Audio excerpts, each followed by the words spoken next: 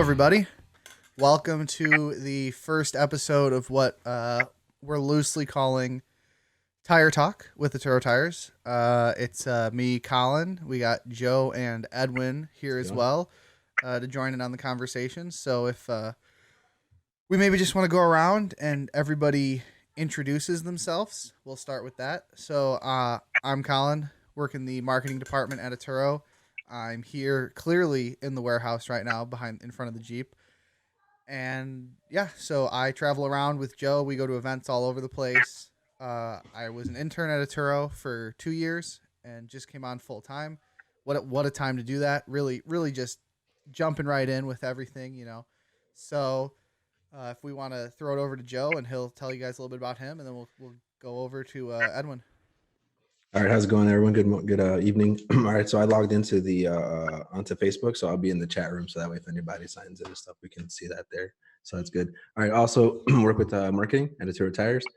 Been there for a little bit over 4 years. Mostly doing events, so this is a huge change of pace from what we're usually used to. Huge change. And also we have Edwin here with us joining in, so I'll pass it over to him.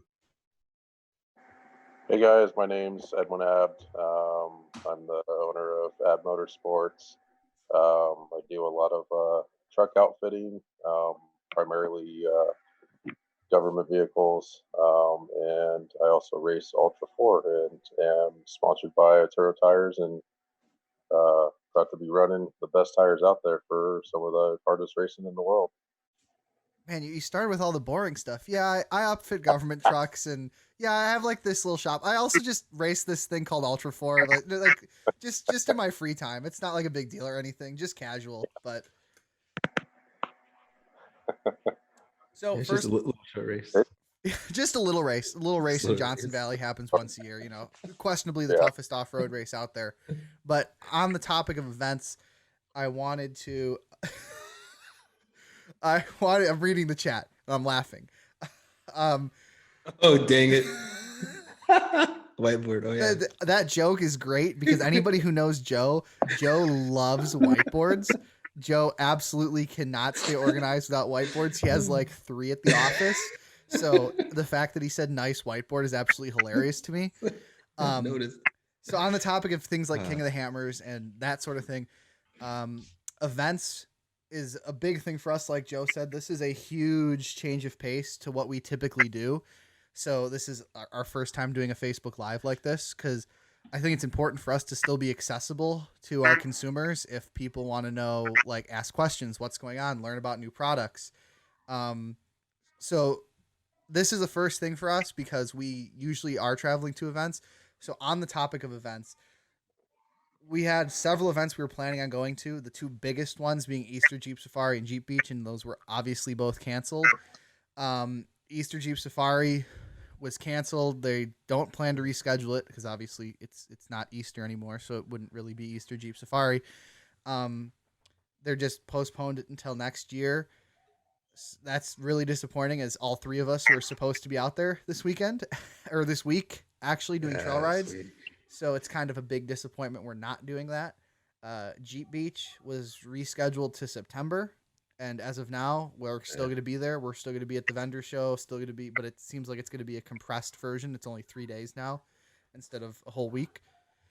But we do still plan. Hello, Chris Ashton in the comments. How you doing? We will be be sure to ask questions and comment and all that stuff, because we will be giving away goodies and swag and all that stuff to people who comment, whether it's a shirt or we may or may not have hats being made soon. I don't know, but we do possibly. It's in the works. Little birdie told me there's going to be a Atturo hat soon. Close.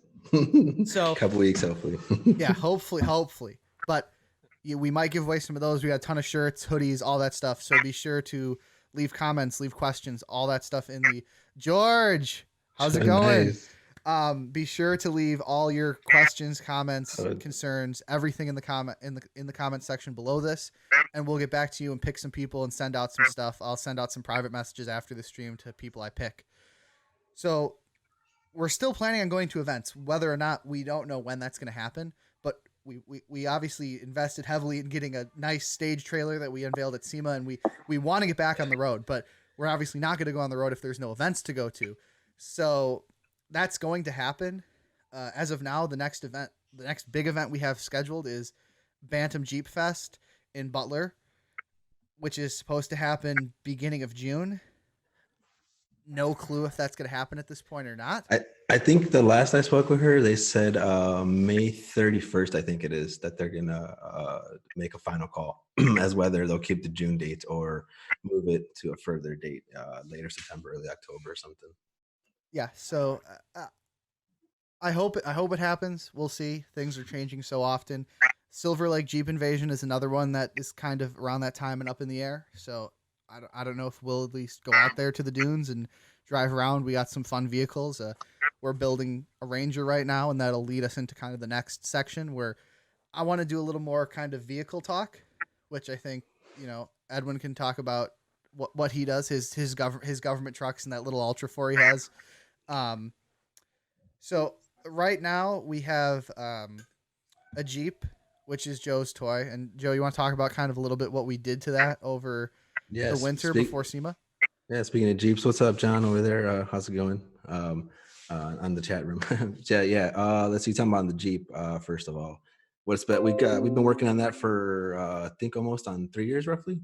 And definitely from when we first started to now, how to handle things that happen to it, because I feel like every week there's something's happening to it, like this last week, thankfully I used the flash pack module, the super chips, I mean.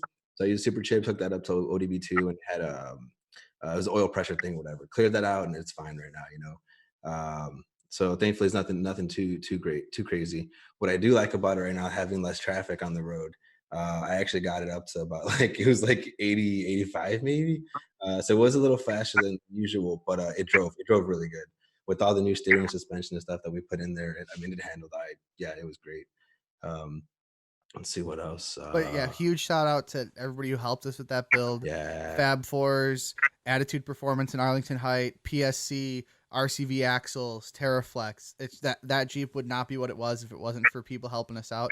But I'm going to jump to the comments quick. Travis Mitchell, are you aware how widely used you are on Mopars as stock replacements? Yes, very widely. And that's kind of funny because that's totally by coincidence.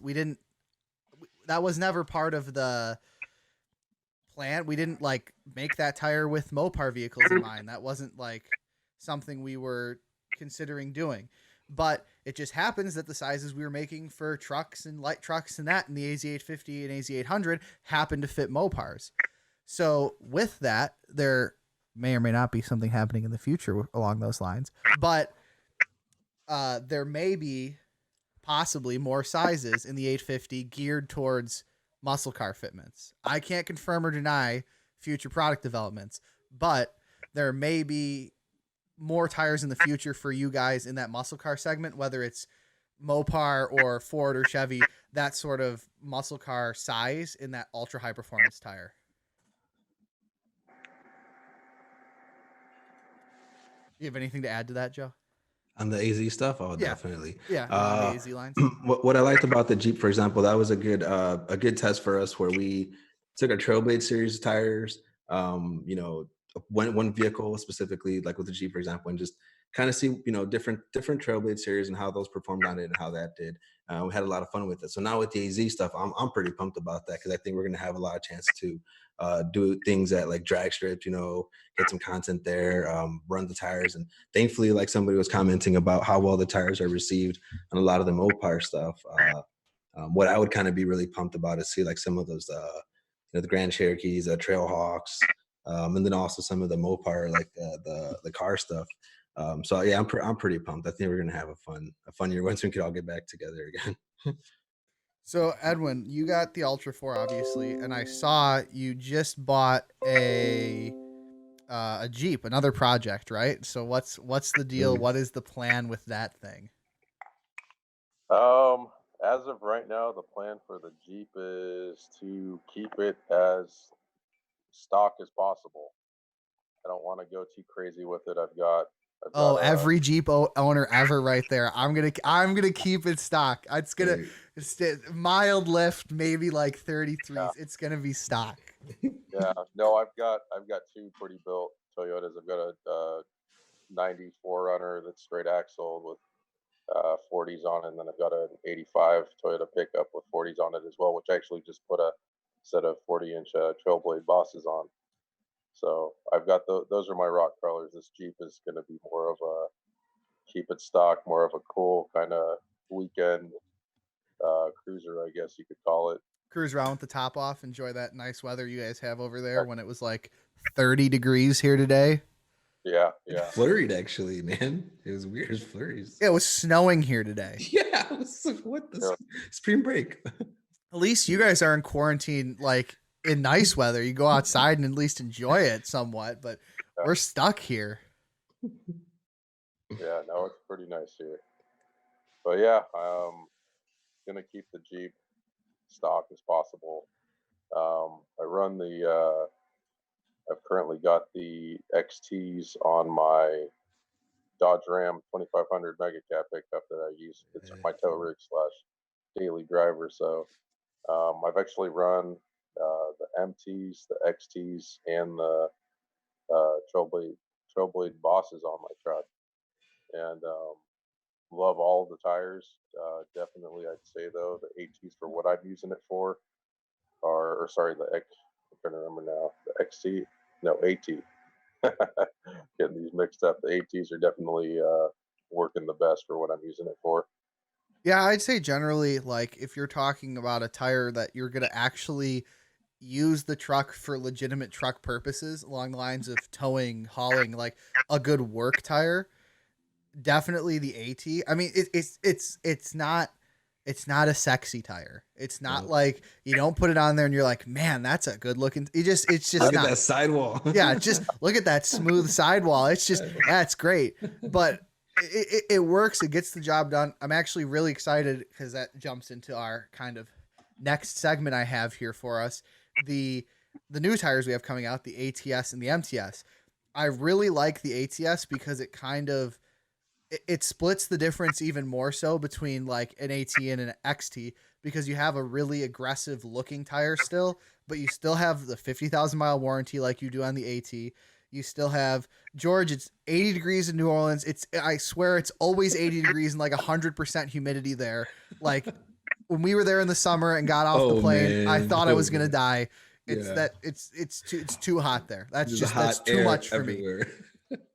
But the ATS, I'm really excited for that tire because it's gonna, I hope for us, kind of cut into that AT segment. Initially, it's gonna be aftermarket sizes, but I'm pretty sure we're gonna expand on that. I really hope that kind of cuts in to that AT segment where people can get a good looking tire, but also one that performs really well. Because not that the XT and the MT and the Boss won't do those things. It's just that tire isn't built for those things, if that makes sense. And I hope the ATS will kind of bridge that gap. Because right now, I'm pretty sure, I think the ATS, the one we have is 285, 45, 22. Which that's a more look size. Yeah, that's not a work size. Well, but a lot of the trucks that are coming in now are 20s and 22s. I mean, so if you're going to upgrade, like it is a nice, decent size. But I agree with you, like it is a nice, the ATS, like, yeah. I don't understand, honestly, why all these truck manufacturers insist that everybody wants 22s on like a half-ton truck. Like I just don't get. Who is going into the dealer like, yeah, I actually 22s, that's too small. I want 24s in my F-150. Actually 26s, might as well just go big or go home. Like well, I think that's kind of like we were talking about last time. It's definitely like the events or shows we go to. Yeah, you see like real big stuff on there. But when you talk to someone, how they're actually using them, it's 17s, 18s, 20s, maybe, right? Like even the Ranger right now. What's the Ranger on? That's on 17s, right? Yeah, Ranger's 17s. On 17s, 265, 70, 17s, and that's a good fitment for that. Like almost 33 inches, I think it is, right? No, yeah, it's about 33 no. That's like a 31 and a half, I think. Oh yeah, you're right. Because 33s on those, you have to cut out the intrusion bars, which is again, like why is it that OEMs, manufacturers in general, insist on no, you're not allowed to run anything bigger. We're gonna make it impossible for you to run anything bigger by just making the wheel well as small as possible. Chris Ashton has a good comment there. So the MT would be amazing in the Ultra 4 with the thick sidewalls and stuff like that. And Edwin's brought that up too before, saying something like a mesh between the Boss and the MT would be a little bit more, maybe perform a little better. But then the Boss sidewalls, at least from what Edwin, and a couple other people, it's pretty strong. You want to talk a little bit about how the Boss did in this year, Edwin, on your truck? Unbelievable. Absolutely unbelievable. We I think Joe, I know you saw the tire and wheel. The wheel was gone. Yeah, finishing up lap 1, we dropped down out of back door, and I was just wide open coming through the wash, and there was literally one big rock right in the middle of the wash, and I was trying to dodge it, and I just kind of ended up lining myself up perfectly straight with it, and decided to take the tire straight on with it rather than stuff the front of the car into it. And I was expecting it to do something, and sure enough, what I thought was a blown tire, we drove another couple of miles in the pit, never let off. I thought the tire was going to be shredded, but we pulled it in the pit. Tire wasn't smoking. Tire was still in one solid shape, and the wheel was actually broke. And it's unbelievable that the tire, my picture even said when I pulled up in the pit that the tire didn't look flat. Yeah, because that was one of my things that we were trying to see all the vehicles, and you'd see flats, and you're trying to zoom in on the pictures, and I'm like, all right, there's all these punctures, or there's all these flat tires, and that's why I was asking you, like, if it was because of punctures or what was the reason for it. And when we saw yours, like you said, the rim was just, broke, so obviously can't hold air. Yeah, the tire was good. I mean, this is the second King of the Hammers I've run with these tires, and I ran the entire season last year, and have yet to lose a tire. And I'm, I don't know if you watched any of the King of the Hammers for my qualifying or anything, but I'm not holding back at all. Like I am going balls to the walls on it, and the tires are holding up amazing. So I've just pulled up for everybody. There is a picture of Edwin's tire, and this is the tire and wheel we're talking about right here. You can see, that's what it looked like. So you could see that's a forged 17-inch wheel, a forged bead lock. Where do you have on the? I pulled it up on Dropbox. You can't see gotcha, it. Gotcha. You can't see it, but the stream can see it. That is a 17-inch forged bead lock wheel, and it looks good from the front, but that's what happened in the back of it. That's absolutely destroyed. So I mean, and did you test that tire hold air after that, Edwin? Oh, I said those are the best wheels you can get out there too. If that was any other wheel, the whole thing probably would have shattered. So I mean, for a wheel to take that kind of a hit and the tire to survive is just unbelievable. That because that's the speeds you guys are going at. It's insane. I had a King of the Hammers this year, and then also last year through the season, I've had a handful of times where I've had different racers come up to me, and not just racers, but I've just had random people I don't even know come up to me and ask me if I'm running tire balls. And tire balls were banned, I want to say 3 years ago now in Ultra 4.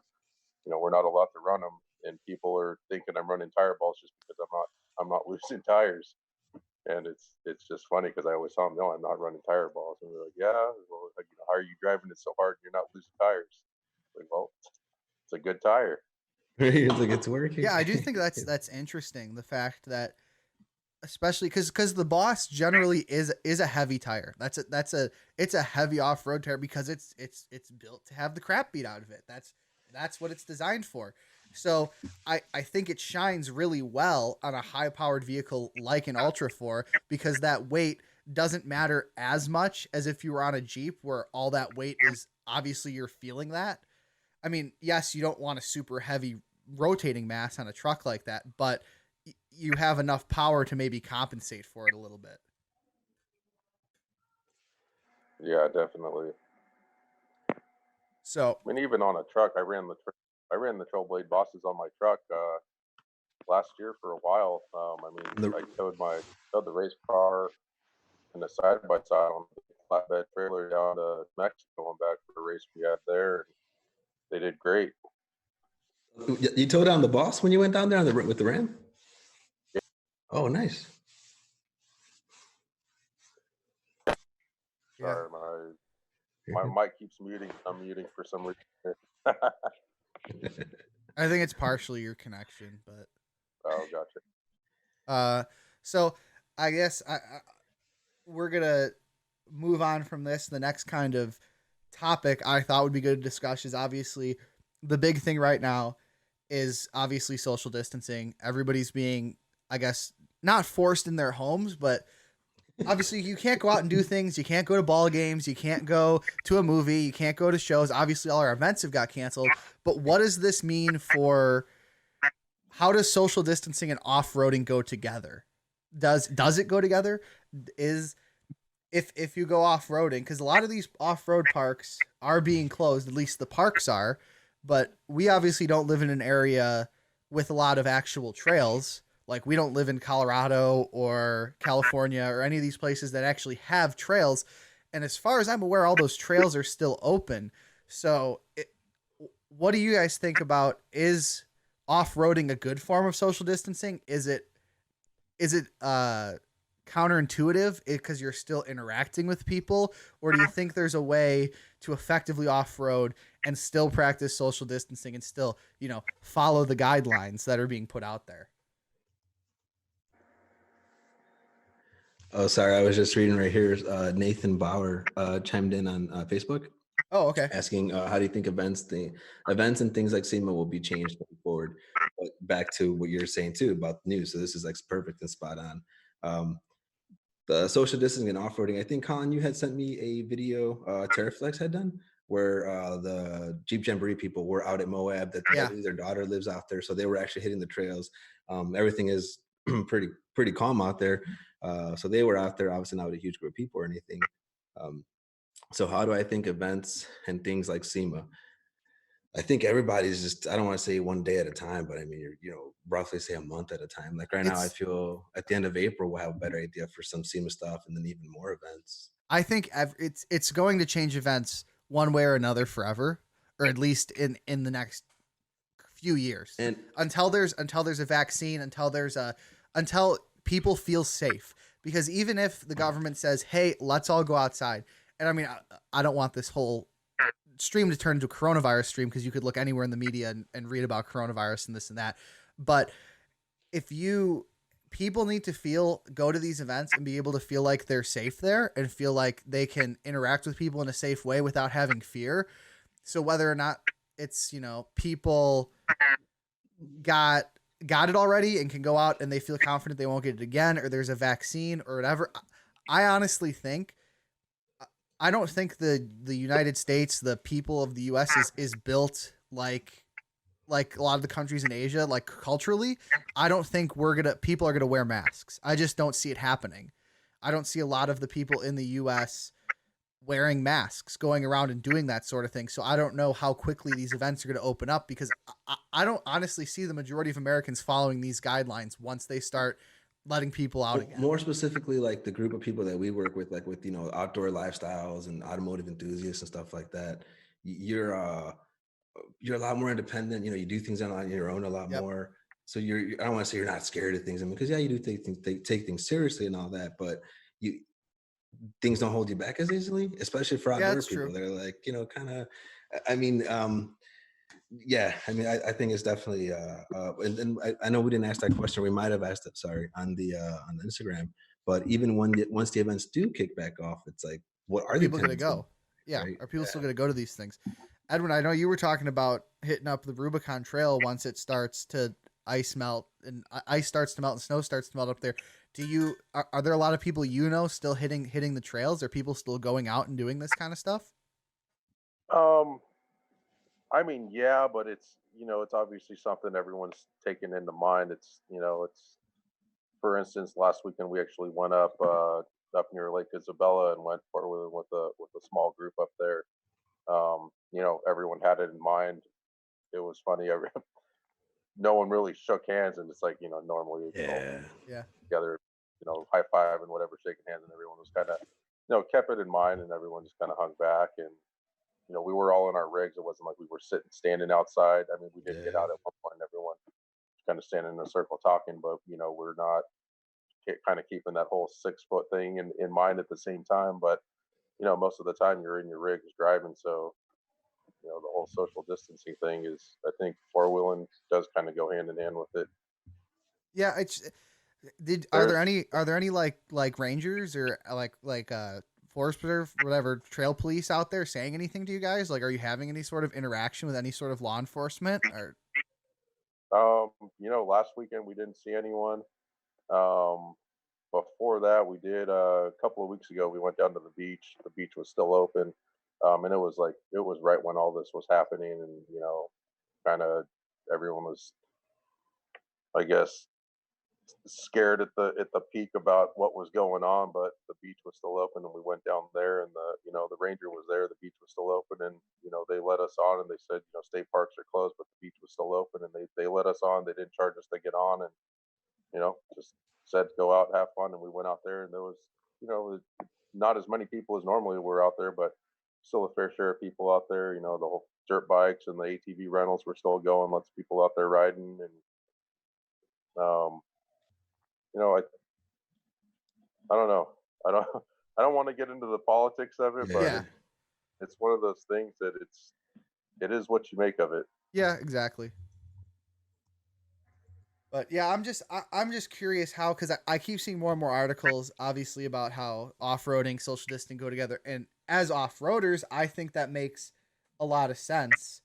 But I, I don't know if the general public understands how off roading works enough to continue to allow that, if that makes sense. I think they see a large group of people and they think, oh, every time people go out on the trails, it's with a huge group of people, and that's not allowed.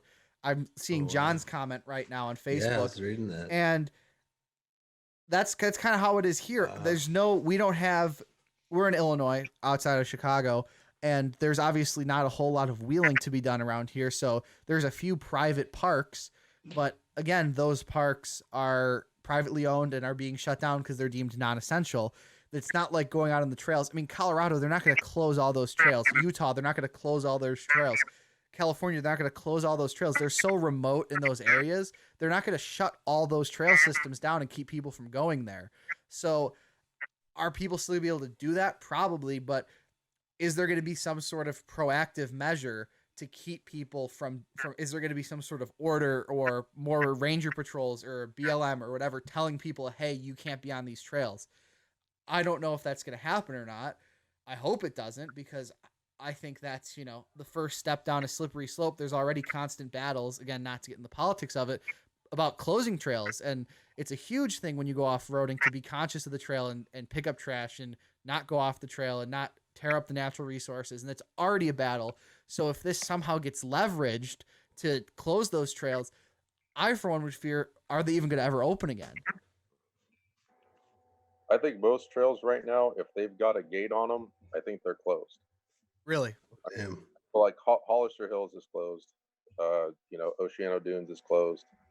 They've all got gates. The gate, Whoa. they're not letting anyone in right now. Wow. So I Is mean, is I think all, the Rubicon has snow on it, but is that gated? Can you get to it?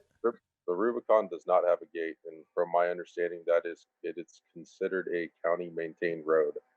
So Nice. that's huge. Thanks to Vicky Sanders from El Dorado County on that for helping make all that happen. But You, that I don't think there's anything that will ever shut. I would hope there's not anything that would ever shut the Rubicon Trail down. With that being said, other trails like Fordyce, Fordyce does have gates on it. So Fordyce, or I should, certain entrances to Fordyce have gates on them, and I know those are closed right now because of snow. So I mean, a lot of the trails around here that are in the mountains right now are closed mainly due to snow, if anything, right now, not necessarily coronavirus, but Yeah. uh, you go out to Hammers is still open. You're not going to put a gate up across the desert. No. Uh, Cougar Buttes is open, Calico's open, so That's how it is in lots of the stuff in Utah, I've heard too, because it's just all open. You can't really shut it down. I mean, if there's a gate, I'm sure they would. If it's state parks and there's a gate, they'd shut it down. George got a good point actually too, because if something were to happen to somebody in a trail, how would you get to them to help them? Or so that's yeah, that's Yeah, a I good mean, point. Yeah. the rescue personnel is a big thing in terms of trails in general, and if they're already super remote, so if these jurisdictions and safety crews and everything are already stretched as thin as it is, and especially some of these high concentrated areas, it would be a potential issue. But again, it goes back to how are you going to police it? Like Edwin said, some of these trails don't have gates. Like, how are you going to keep people from going? Are you going to just put a ranger at the entrance? I mean, some of these trails have multiple entrances. Like, Yeah.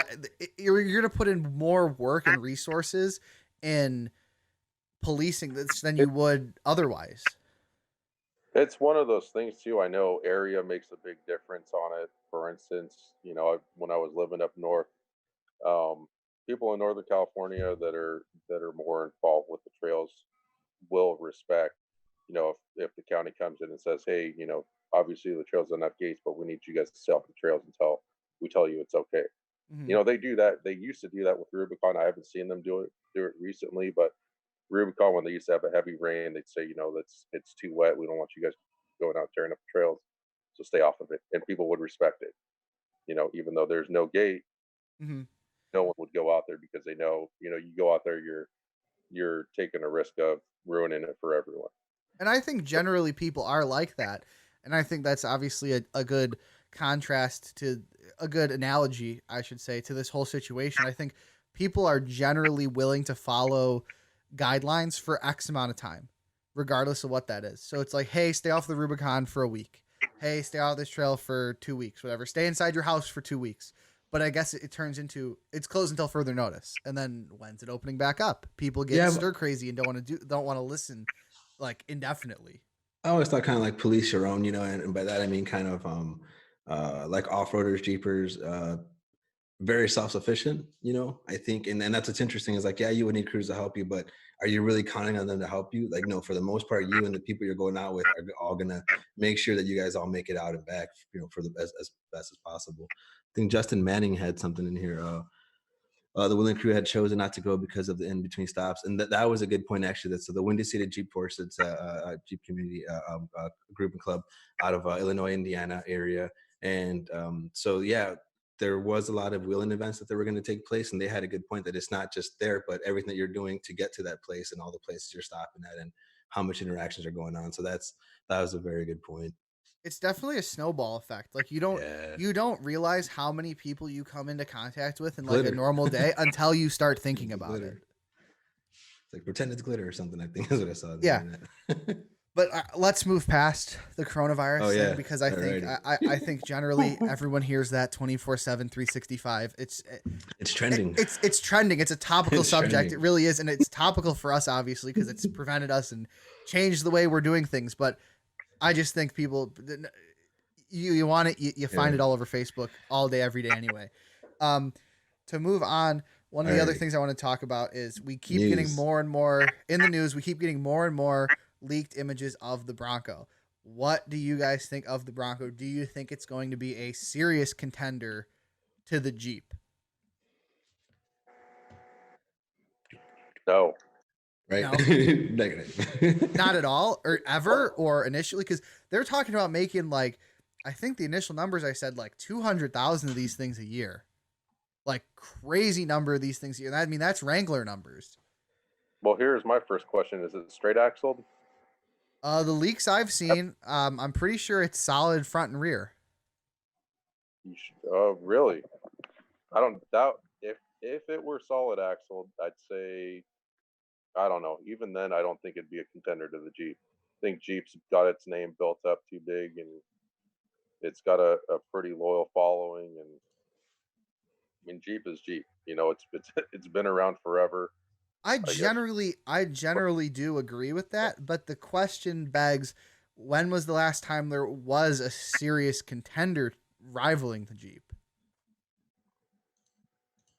The Gladiator, where it is a Jeep. I mean, but it's not. It's a truck. I mean, Toyota with the F3 Cruiser, that didn't work. still out there, but it's not I wouldn't say it's a contender by any means to the Jeep. Justin said it's independent in Yeah. the front, solid in the rear. I thought I saw at least a test mule with a solid front. I don't remember if that was the Bronco or the Bronco Sport, but I swear I saw one with a solid front end. I'll have to look and see if I'm trying to find any pictures of it again to see what it would be. If it doesn't have a solid front axle, I agree. I think it's just not gonna. It's not gonna be a contender. Even if it did have a solid axle, how I haven't seen, I've seen a few photos here and there, but how I haven't seen one in person. How big is it? A Jeep's still a fairly Small compact vehicle. down the trail. If they're building a Bronco to what they made them into in the 90s, you're not you're gonna have a hard time squeezing that thing down the trail. Yeah, that's true. If you're worried about body damage, if you don't care about body damage, then have at it. Apparently, a lot of I haven't found anything recent, but a lot of what the articles I'm saying, there is test pictures of what appears to be a Bronco test mule with solid front and rears. Will that make it into the production unit? Will be seen, but I think another person says independent, but I hope it competes with my Jeep or with Jeep. They need serious competition. If it's not solid axle, I don't think they have a chance. It's not going to be a serious off-roader.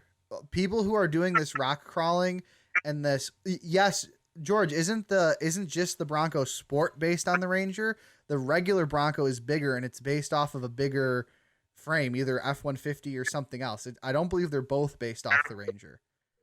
I don't know. If it had a solid front, I think they might have a fighting chance, especially because they claim they're going to have all this aftermarket support for it. I mean, maybe I'm biased, but I mean, as a Ford guy, I don't think I'd go out and buy a Bronco launch day and build it as a serious off-roader. I mean, it's a cool truck. Don't get me wrong, but I don't think it's going to have the aftermarket support from other companies day one like the Jeep has had for so long. That's a good point you bring up, actually. I think the King of the Hammers, the vehicles that you see brought out to King of the Hammers, that might be something, it's a proving, well, kind of like your Jeep Safari, Moab, the proving grounds, Yeah, I don't know. I'd love to, like I said, I'd love to see. Oh, Bronco Sport is escape based. What? Ford's coming out with another even smaller truck than the Ranger, which I can't even believe that they're doing that. I mean, that thing is small. I forgot what they're gonna call it, but it's small, and I think they said it's gonna be starting like right around 20,000. Like it's gonna be small and it's gonna be cheap. Ford Smart Truck. I think that's great. Oh yeah, it'll be great unless they do what they did with the Ranger, because the Ranger's not a bad truck. The problem is the thing's expensive and the inside of it feels like a base Fusion. it does. Like you're telling me you want me to go out and spend $40,000. This is coming from someone who's driving our Ranger right now. Like I have a Ranger parked in the driveway. It's the one we're working and building for SEMA. This is coming from somebody who's actually driven a Ranger and like put considerable amount of miles on one, and we're building. For what you're paying, these things go between whatever 35 and 40, depending on trim package. You get inside of that thing, no sunroof option. The interior's all plastic. The seats are cloth unless you get the Lariat version. It feels like a super base like Fusion inside, and I don't understand why you would buy that over a 2 or 3 year old F-150 that you can get for the same price. Ford's competing with themselves. I mean, the only thing I can think is if it's smaller, I don't know, some people, especially for something that's a daily driver, you don't want a full-size truck. Oh, I see what you're saying. Let's do a giveaway. I'm thinking we should do trivia. I like that idea. If we could do trivia. Could do something. You want to do... This will exclude anybody, obviously, who works for Atturo, because they're going to know this answer, but the year of which Atturo was founded. If you can guess that in the chat. Give me a second. I was like, wait. If you can guess that in the chat, we will send you a t-shirt. Yeah. I wonder what Google does say. I'm curious. Maybe Google's wrong. No one's gonna get it. My Let me get it. question's What way does too it say? hard. Yeah, George, you can't guess this because you know the answer. 1988, Chris. No, nope, not 1988. It's like the 50s, I think. No, I'm just kidding. The 50s. By the way, Chris Ash on there commenting is also an Ultra4 racer. It's flat black fabrications racing. Yeah, because he said he was gonna race on the bosses next. 37 bosses is what he said. Yeah. I was earlier. I was reading that. Yeah, he just put a set of the MTs on his tow rig, so I know he loves those. Man, Edwin, you got to be careful. All these people buying Atturos, you're gonna have some competition. I know, no kidding. Go drill some holes in the side before the race. 1873, 1989 to 2020. 2009. 2009. I don't think Is it that- technically 2009. I want to say yes, because last year, last year we were saying the 10th. This guy, it's got to be 2009. Whoa. Okay. That's a good point, though. Even if you Google it, actually, nothing really comes up. That's Okay, interesting. so Nathan, I'm gonna send you a shirt. I'm gonna have to go. Yeah. I'll send you a message. We'll get a size. I'll send you one. Yeah, I'm pretty sure it was 2009. Yeah, 2009. Yeah, Yeah, I'm terrible. I obviously didn't know the answer to my own trivia question, so I don't know what I'm doing. You just make up. Okay, that sounds right. Thanks, George, for just telling me how to do it. Next week we're It's gonna get George. 2009. Next week Yes. we're gonna get George in here. George the Yep. George the DJ. He's gonna DJ some music for us. So yes, so Nathan, I'll send you a shirt. Let me get my notes going over here 73. about what I'm sending out, because God forbid I'm not gonna remember. Well, I believe at the end of this, the chat, does that get saved as well, or I believe it does, but I'm not gonna want to scroll Okay. through and everything? yeah, I'm just keeping track of who we're Well, gonna send stuff to. Back to IFS, John. Shannon Campbell Ultra4. I mean, yes, there's lots of Ultra4s that run IFS. And I'm sure Edwin can touch on this more, but that's a totally different thing than building a rock crawler. You don't want an IFS car to go off-roading in Moab or like the Rubicon or something. Ultra4, you're walking a very fine line of having to do high-speed stuff through the desert and also rock crawl. Correct. And the IFS that they're running in Ultra4 cars is you can't compare that to a stock vehicle. Yeah. Not even close to the same. But yeah, people see comparing IFS. You're comparing a truck that's $35,000 to buy a truck to, a set of control arms that's $50,000 to buy the set. Yeah. Yeah. And again, like IFS definitely has its place in off-roading and if you're going to just build like, even a consumer grade desert truck and try to just drive around and fuck around at the dunes or whatever. But it's not going to be the same as an Ultra4. It just won't. But IFS has its place, but I don't think you're not going to go toe to toe with a Jeep with IFS. And again, going back to the whole size of the thing, I think one of the reasons that why Jeep is doing as good as they are is, they haven't, they added the 4-door, but before even the 4-door, the JK and the JL, Jeep's still a fairly compact vehicle. They're compact. They come with, you can take a bone stock Jeep straight out of the box and they come, lockers front and rear, lower gears in the transfer case. I don't know. Is Ford going to do that? Are they going to have lockers front and rear? Even if they do put a locker in the front, or is a stock CV axle going to hold up to a locker in the front and going off roading? I mean, I've seen people wheel the crap out of stock Rubicons, and I can't see Ford building something that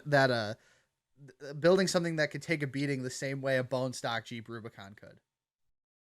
It might be one of those things too that they come out with this and, it may not take off right away, but they'll, if it's something they want to keep pushing, maybe they'll build on it. Yeah, they'll build on it, dial it in as the years go by. So yeah, we'll see. I mean, it's definitely going to be interesting. It goes back for me, all these companies switching over to only trucks and SUVs. Again, coming from somebody who makes tires for trucks and SUVs, I'm still very much personally a car guy. I love off-roading. I love trucks. I love Jeeps, but I just grew up around more cars. So that's what I like tend to lean towards. But I still think it's just, I don't understand how these automakers think they're going to support the market with just these trucks because they're expensive. Trucks are expensive. It's just, they just are more, there's more to them than cars. So until Ford comes out with this supposedly $20,000 little tiny pickup truck, what's the offering for somebody who's just gotten out of school and wants to buy their first new car and doesn't want to spend 30 grand on one? Like, what are they supposed to get? You know what I think it is kind of interesting too is the electric side of a lot of vehicles that are coming out more and more. Even when you and I walked at the auto show this last February, you know, and for me, I was like electric, you know, years back. I'm like, get out of here. No one's ever. Nope, it's coming around. Sure not. So it's like, and the vehicles are performing better. Yeah, and that kind of leads in the next thing where this company, the Nikola Badger, the hydrogen fuel cell electric truck, is this thing ever gonna? Is this just the next Cybertruck? Is this ever gonna make it into production, or is it just a big marketing thing? Is it gonna be still attainable by the average person? Is even the U.S. ready for a nitrogen power or a hydrogen powered truck? Right. I don't know. Yeah. And then Jeep, like you saw that commercial, Joe, you sent me of the the electric Jeep. Are these alternative fuels a viable thing for going off-roading? Like, would I personally wouldn't feel confident enough to take an electric Jeep like out to Moab Just or on in the case, Rubicon. yeah. It's like, just in case. what happens when my battery dies? Everyone's laughing. I was like, yeah, I can see that happening. Across a river where you're going to flood it out. I don't think I want an electric vehicle. Yeah, you don't want 200. You want 240 volts going straight through that water. Not to mention the weight. I'm sure I haven't looked at electric vehicles enough to know all those batteries, they've got to be pretty damn heavy. You know what? No. Well, they put them on the underside, so you'd in theory have a nice low center of gravity if you were wheeling. But the problem is, you better be skid plating the crap out of that thing, because as soon as you go over a pointy rock and pierce one of those batteries, that's going to be a bad time for everybody. Yeah. I think that's when you get the roof rack, man. You put all your batteries on top. Oh yeah, that nice high center of gravity will be real good when you're going through the rocks like this. I don't think in terms of serious off-roading, what people who actually, maybe an electric Jeep will come out and it'll be great for the soccer moms and the people taking it to the grocery store, and people will buy it because the majority of Jeep Wrangler owners never see dirt with their Jeep. It'll be great for your mall crawlers. Yeah, maybe it'll do good, but I don't see them getting rid of gas Jeeps, because like I said, when you run out of battery power on the trail, what are you supposed to do? Get out the Honda generator and charge that thing up and hang out? Like, you're still using gas. No, you're gonna activate Flintstone mode. Oh, can you tell? I can't remember who it was. Someone at Nationals, at Ultra4 Nationals is here. I want to say it was Joe Thompson, but he had an electric golf cart and he had a Honda generator on the back with it plugged in so it could keep charging while he was driving. Just run it. Yeah, I don't know. You keep hearing however many years ago, oh, by 2020, we're going to be all electric. By 2024, we're going to be all electric. By 2030, we're going to be all electric. I don't viably see it happening for a long while. Again, it goes back to like what I said about like Americans not being like the type culturally to wear masks. I don't think Americans culturally are ready for electric vehicles. I think maybe in other parts of the world it'll work, where how people move around and how communities are formed differently, just how the nature of the landscape is. But I don't think in the U.S. where people travel over, the U.S. is a big country in comparison to a lot of other countries in terms of where people are going. I don't think electric vehicles are ready for prime time here. I just don't. Maybe that's an unpopular opinion, but I just don't think they are. So let's see. We got about 10 minutes left here. I'm looking at my dry erase board to see what. We don't have to stop at 8. We got more stuff. I'm not going anywhere. Yeah, what do you got? You going out somewhere? Yeah. Right. Yeah, I got a hot date. Yeah, you got a hot date with what? A bowl of Cheetos? Right. I think I saw that somewhere. Someone was talking about like the jokes on the internet where you open the fridge and you see a sign. It's like, stop, you're not hungry. You're not hungry, you're bored. Yeah. Oh man, yeah. So Had to take it easy. more the other thing from a kind of I guess a manufacturing perspective, because I mean we are a manufacturer. We're not making masks or ventilators because obviously if you made a ventilator or a mask out of rubber, it wouldn't be very effective. Actually, it'd be really effective. You wouldn't be able to breathe because it would be blocking so much from your face if you had a rubber mask. So my question here is, I guess not really a question, but these companies, Ford, Fiat Chrysler, GM, they're all making ventilators now and face masks and this and that. And people are 3D printing them. I was talking about before this, I got a 3D printer to play with because, you know, we're all stuck inside and I need something to entertain myself with. Do you think using these auto manufacturers, do you think this is the most effective like way to be producing this? I mean, they're set up for mass like assembly line, but do you think using the auto industry is the correct way to make these ventilators, and especially ventilators because you need things like clean room and very tight tolerances to be able to make these? Is the automotive industry set up for doing something like that? Is it the most effective, or is it just we have nothing else better so we have to do this? Well, like I've seen a lot of makers, you know, like people with 3D printers and all those other machines that they've been stepping up, and people are sharing files in between each other and making the different pieces for the equipment.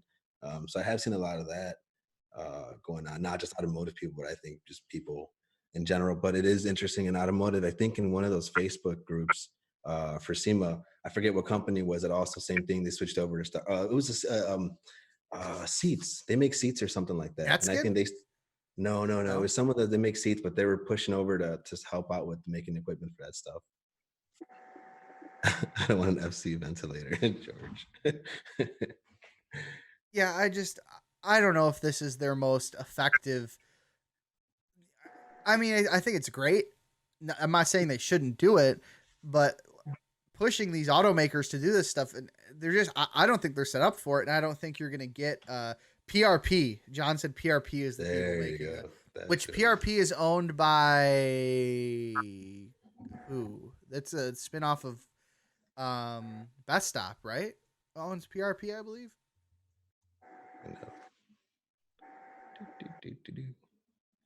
Internets. Pretty sure Best Stop owns PRP. So let's go. Another thing that I just saw this week was, speaking of things that people aren't ready for, the Tesla Cybertruck has now reached a stupid level of pre-orders. As of March 30th, Tesla, guess we're gonna guess how many do you guys think pre-orders they had for that thing? Is that for the Tesla? For the Cybertruck, yeah. How many pre-orders as of March 30th?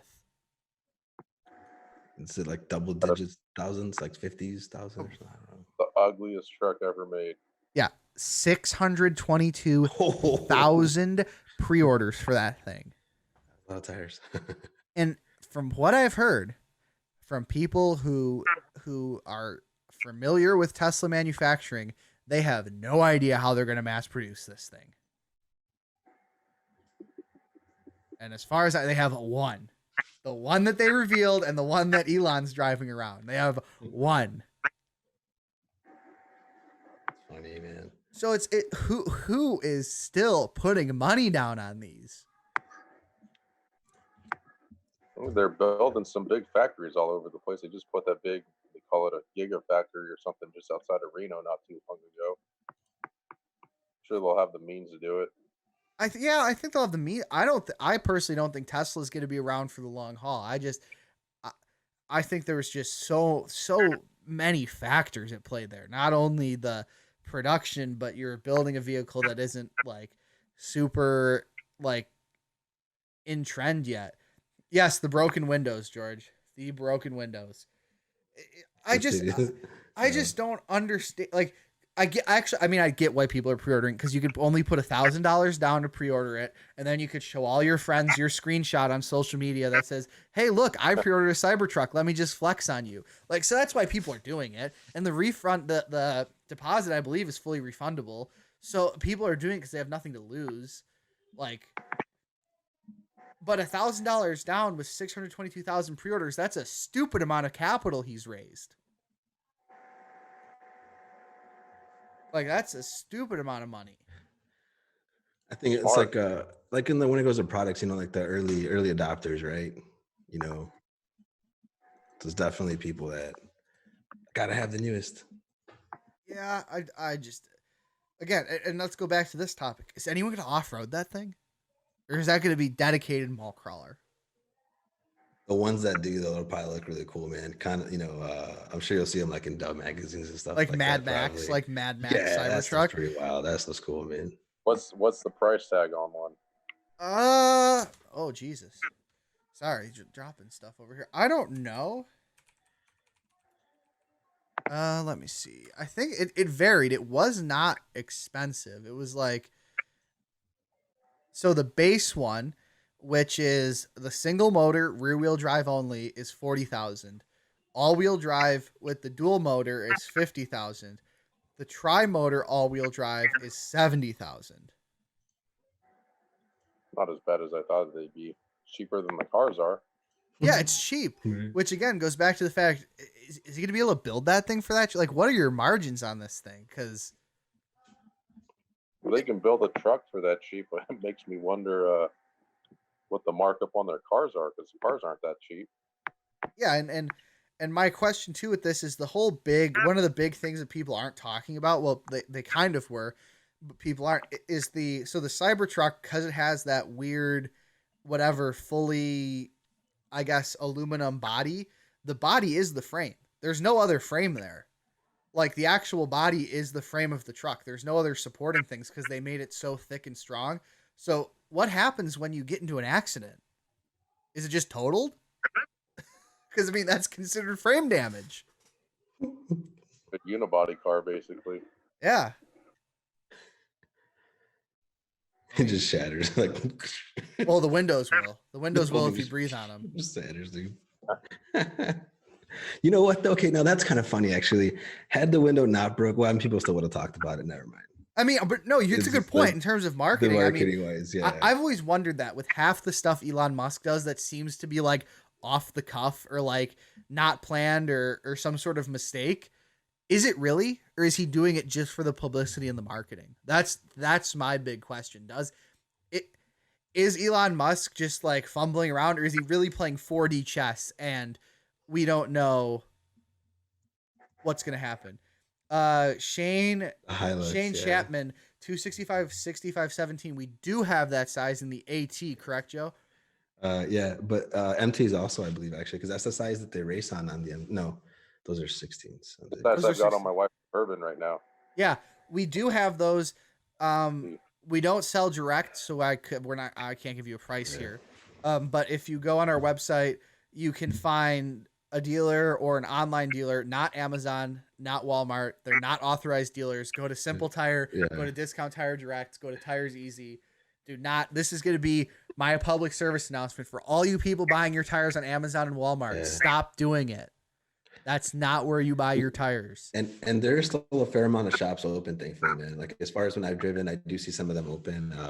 Not super busy, but at least thankfully. Well, because they're deemed essential, and I think if you can stay open and continue your business to a degree, people are going to do it. Because if not, if you got to shut down completely, you're flailing at this point. Are you still upfitting trucks, Edwin? Are you still got trucks coming in the door? I'm getting backed up right now with work, and for reasons I can't speak of right now. Oh. My work has not stopped. It's actually busier than ever. It's the whole fleet of 2020 trucks is in, and I'm falling behind right now. Wow. Well, I mean, that's good, but I just think it's we totally, did we lose everybody? No, I'm still here. Oh, we just lost Joe. I'm sure he'll hop back in. You know what? We may have got disconnected here. What? I hear you. Do you hear me? I can hear you. Yeah. Oh, yeah. I just don't have your video. You know what? I wonder if the whole Facebook feed fell off too. No, Facebook is still going as far as I can tell. There's your video. Okay. We just lost Joe. I'm sure he'll join back in a second. I just don't. I don't know. I think the automotive industry will be more durable than some, given this given this current climate, because they are deemed. I mean, cars still need to go down the road, whether you're, upfitting trucks or upfitting whatever. Whether you're doing something that's deemed essential or not, people are still going to be driving, whether it's to the grocery store or whatever. Maybe they're not putting as many miles on their car, but I think we still need those automotive shops. I think are going to stay pretty durable. Let me see if Joe's joining back. But excuse me. Yeah, more durable than some, but I still think especially the aftermarket's going to see a hit. I mean, I don't know how many people are going to go out and there's Joe. I don't know how many people are going to go out and buy 40-inch mud tires for their Jeep after this.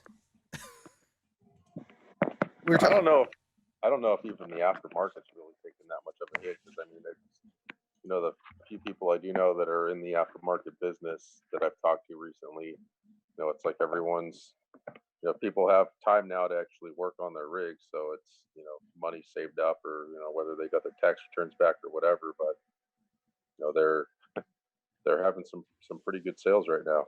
Well, I think it just varies. I mean, whatever it was, AccuAir filed for bankruptcy. I don't know if they'll be back or not, but I heard that. Yeah, they're actually not too far from my house.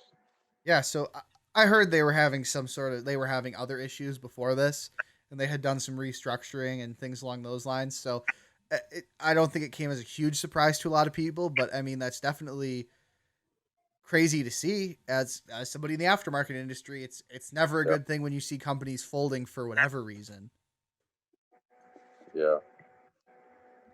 Yeah, I think I think manufacturers may have harder times than actual, retailers on the resale side of things, but I don't know. Hopefully, I'm just hoping this whole thing is over with sooner than later, because there's nothing good coming out of this. Yeah, it is a real big delay on things, like even for us, like not to go back to SEMA or whatever, usually as the years go on, when you plan vehicles and this and that, you wait a little bit later on, just to see kind of where the stuff is more realistic of a build versus just a rendering, right? And so this year we're like, you know what, let's get ahead of everything. Let's start off January, even like by December, and let's find vehicles and who to work. The one year you were on top of SEMA stuff, Joe. Way ahead of it, and then it's like, oh yeah, time out on the field, so I mean, and it's like, I knew I should just stick to the regular plan, but it could go both ways, right? I do think on that term, as far as the kinds of vehicles that will be at SEMA, are people going to have a hard time getting parts for them and getting them put together and meeting their build line, the build dates and stuff like that. I mean, yeah, you still have a lot of time. Well, again, it goes back, how many of these manufacturers are going to ship out parts at a full sponsorship or even a partial sponsorship with the state of if SEMA is going to happen? I'm not going to send you, say whatever, I'm not going to send you thousands of dollars worth of parts, and then all of a sudden SEMA gets canceled. You're not going to take those parts off your truck and give them back to me. Whoops. It's just, I'm high and dry now. I'm not only am I losing SEMA on this opportunity to interact with businesses and resellers and all this stuff in this huge B2B event, everyone just thinks SEMA's just some glamorous show, and if it gets canceled, it's just because there won't be nice show vehicles. But it is a very important time for businesses to do business with resellers and retailers and distributors. It's important from a business standpoint. If it doesn't happen, it's going to hurt a lot of companies from a business perspective, not having that sort of interaction. We also, like, for example, I forgot about the event in July that we were going to do, Latin Tire Expo. Yep. In Brazil. So we went last year, did that. That was it was pretty cool. We were supposed to do it again in July. It got moved until I believe it's right after SEMA, actually, like a week or two after SEMA or something like that. So that's like, wait a minute, it's good because of the timing worked out. But now that you're so close to SEMA, how well does that really work? Yeah, and that goes back to is the U.S. going to allow international travel into or out of the country? Like, would we be allowed to go to Latin Tire Expo and Or exhibit? come back? Yeah, or would they allow? Or are they going to allow companies from overseas to come in and exhibit at SEMA? I think by November, I honestly Yeah. think November it'll be cleared up. Art says he thinks SEMA will proceed. Yeah. See, Art, cool. I really hope to think SEMA's big enough to have the durability to push through it. Yeah. But I think the size of it is also its greatest weakness in the fact that that's a huge gathering of people, and everybody talking about we don't want large gatherings. That is the large gathering in Vegas. Yeah, one of the biggest. Like when we did that show in February, NADA show, it was interesting to be there for that, comparing it to SEMA and just seeing the like huge differences in how big SEMA like really is of a show that so many things get shut down. Well, Where at the NADA show, the Ubers and them, like they would drop you right off in front of the convention center. At SEMA, oh no way, it's not happening. well, that all that construction in Vegas, that whole new wing of the convention center, they're basically building that just for SEMA. Like that is the reason they're expanding the convention center, is because Yeah. SEMA basically told them they need more space, and if they give them more space, they'll fill it. I think it'll be Oh, it'll be good. Thankfully, like the trailer, man, we were able to do that event in Texas, so we at least it had that of a dry run for it.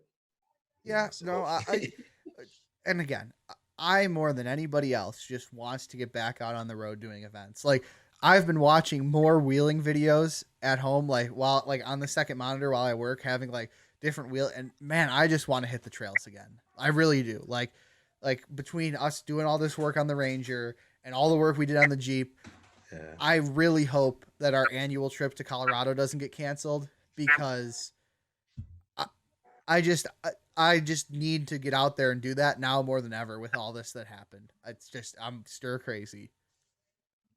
The Art saying that hotels in Vegas are booked all of May. Well, I Actually, mean, yeah, everyone's gonna assume that it's gonna happen. keep going. Everyone's gonna assume that things are gonna like go on, but I'm still not past the point And that the government might tell SEMA you're not doing this. what's funny too is April for us was supposed to be like our busiest month, and we were going to be like, I mean, We'd be on the road for a a lot of month. places. Yeah, we were gonna be on the road for a pretty month much. between Easter Yeah. Jeep Safari and Jeep Beach and all the like. It would have been like we would have been in Texas, and then Easter Jeep Safari, and then it would have been Daytona Beach, Jeep Beach. um, And yeah, no, that's not gonna happen. yeah, it's a big change of but it's good, man. I mean, it's like this when you do go back out again, everyone's just a lot more appreciative too. Yeah, I mean, I think generally the good thing about most of our events is the majority of them are outdoors. And I've said this before, I think outdoor events will have a little more durability than indoor events, um just having, the clean air, and you're not all packed into a condensed space. So I think that'll help a lot of stuff we do. But Yeah, I was saying about the booth purchases and stuff. yeah, but again, Yeah, I don't think exhibitors are going to pull out of SEMA. I don't think that'll happen.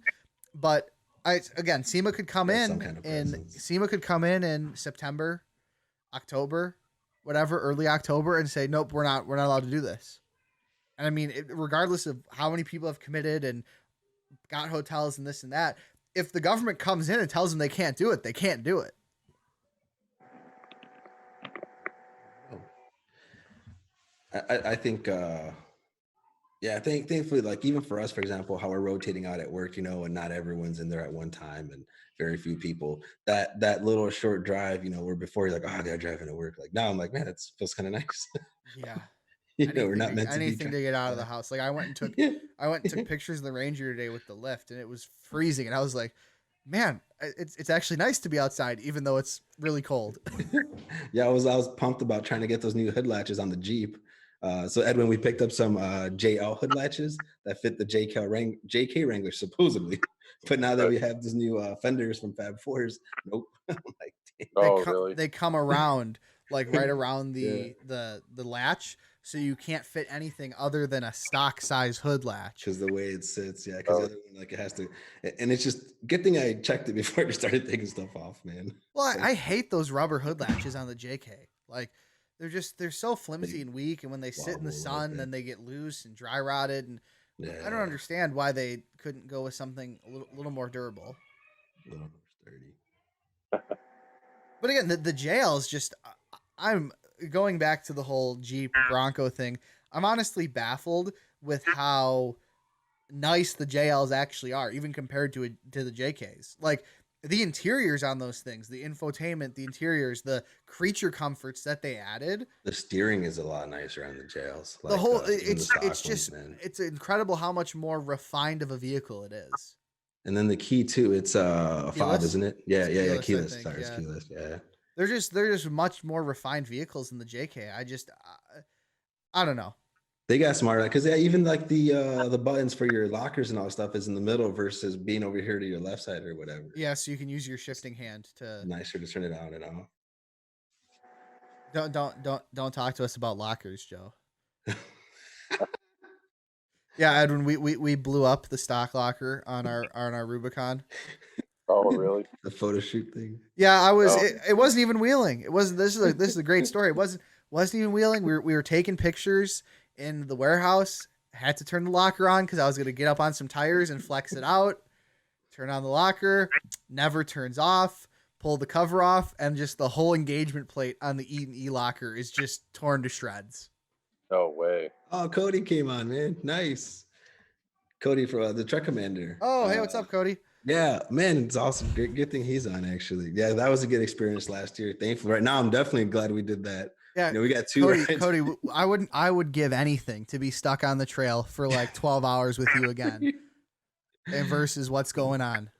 That was the Truck Commander with the Super Lift guys that we went out last year, and then the military mobility as well. That group. Oh, That's when we got in past 10 o'clock, wasn't it? I think that night. Yeah, we get back and there's nothing open in Moab because Moab, even during Easter Jeep Safari Week, everything closes at 9. All the food, all the restaurants, all the bars close at 9. So there is nothing to eat. So we get into town and oh, look at that, even Burger King's closed. Oh, look at that, even Wendy's is closed. Oh, we get to McDonald's and they're just about to close. And the lady wouldn't understand our order. So we were finally just like, you know what? Just give us something. I don't even care if it's wrong. I don't even care what it is. I've been on the trail for however long eating like cheese sticks and crackers. I want real food. Just give me something, please. Thankfully, Cody took those sandwiches and stuff for us, man. So we had something to eat on the trip. Sandwiches and an apple. But actually, no. We were supposed to say, Joe, the proper response is Cody's dead to us because he doesn't run Trailblade bosses anymore. I'm totally kidding. I'm totally joking. Actually, you know what? He did last year when he went to Moab, he trailered out there those two Jeeps on the trailer tires. And tours, obviously, and stuff like that. No, I love Cody's story from last year when he went off-roading with all those other guys and nobody could get over off like when we went to that one cliff and we got up and we were all up in Cody's Jeep and everyone else was like, actually no, you have to back down because we can't go there. Nobody else can make it up. And we're like, are you guys serious? We gotta go back down. Let's do a 3-point turn on this cliff.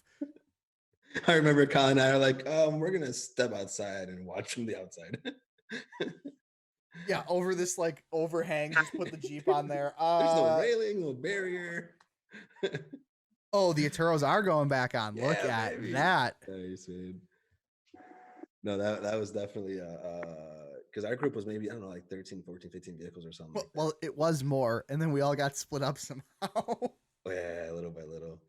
But see, back to even that, how like when you go along the trails and but I forgot real quick before I forget. It's funny, Edwin, because Cody was kind of like you, man. He was the only guy out there on the bosses. So it's like, what are you running? What is this? You know? I think that's the best part when people are like, what do you have? Or people are like, oh, somebody asked me, Edwin, someone goes, when are you going to allow the boss in a sticky to your consumers and not just your racers? And I go, dude, it's the same tire. It's not a sticky. He thought you were running like the equivalent of red labels. I'm like, no, that's literally the same tire you could buy off the shelf at wherever you go at Discount Tire. That's funny. Yeah, I'm like, those aren't stickies, but I mean, hey, because people ask that all the time. They're like, oh, can you make a sticky Trailblade boss? I'm like, you know what? I honestly don't see a need to. Yeah, like you don't need a sticky with as much traction as those get. That's good. Yeah, let's make a sticky for no reason. Oh, you know what? Too, speaking of like just gonna talk about racing and or stuff vehicles, and I think is this Sunday King of the Hammers or when they're playing the race. Oh, on ESPN2. ESPN, there you go, ESPN2. I think it's this Sunday, right? I think it is. I just got an email on that today. I haven't looked to see what. Yeah, no, I think it's like a few weeks. It was like the 26th or something, Joe. I think. Oh, gotcha. Well, no, it starts. No, 26 was the actual 4400 race. Yes, no, the actual 4400 race was like the 26th. Yeah, but no, covering the whole KOH week, I think starts this Sunday. Yeah, because I think like tomorrow starts like I think the Everyman Challenge, and then every next day is a different series or race. I mean, that's good. ESPN2. I mean, that's not obviously ESPN, but I mean that's still a good spot in terms of publicity. It's ESPN. I think ABC Sports has it too. When that's one good thing about Edwin too, like like as far as getting a lot of airtime and video time, and that that's where it comes in handy. Like even that one video you had where I forget who's the guy you're racing on with, and then you come to the side of him and you blow past him through the rocks and stuff like that. The overall production quality of the stream this year, even just the broadcast from like the stuff I watched during qualifying and going back and watching clips of the race, looked way better than years past. They really stepped it up to do a very professional level broadcast. More so, not that the past years were bad, but there was definitely times where you could tell they were just struggling with the ground they had to cover. Because I mean, you're literally in the middle of the desert and you're trying to live stream something on the internet. I mean, I can barely, do a fantastic live stream from my basement with a wired Comcast connection in the suburbs of Chicago, and these guys are doing a quality professional level live stream in the middle of the desert, and I think it came out great given those conditions. They had like multiple helicopters, drones, all these cameras. I think it's impressive that they can do all that, and it's great that they can make it happen. Yeah, like having that media pass this year, that was really cool, man. Because obviously you can go around the track as much as we could in our rental and stuff. We definitely try to get a UTV or something next year, man, or something with 4x4. No, the Ranger, dude, that thing's gonna be ready. There you go. That thing is gonna be ready. Let me tell you, Joe, those Fox shocks, those things ride like butter on there. Yeah. Oh yeah, you did pick it up with that small lift on there already, right? Yeah, 3-inch in the front, 1.5 inches in the rear. And I mean, it'll be the equivalent of slightly more than that, because once you put the higher fenders on there, you'll get more tire clearance. So I don't want it lifted stupid high. I want it lifted to be functional with off. Like I don't want to have a rope ladder come out of it to get in the dang thing, but I want it to be like functional where I can get really good up travel and go through like the desert at fairly high speeds and not have it be stupid high and tippy when I try to drive it around, which I just think everyone's like, oh, what is the biggest tire and lift I can fit on my truck? Because if it's the biggest, that means it has to be the best. What tire are you going to run on it? We'll see. It depends on what we can fit. I'd like to do 37s, which would be stupid big. But rim-wise, I think we were saying 18s, right? 17s or 18s. It just kind of depends how the specs work out. Either one will clear, 17s or 18s. But 40s will not fit.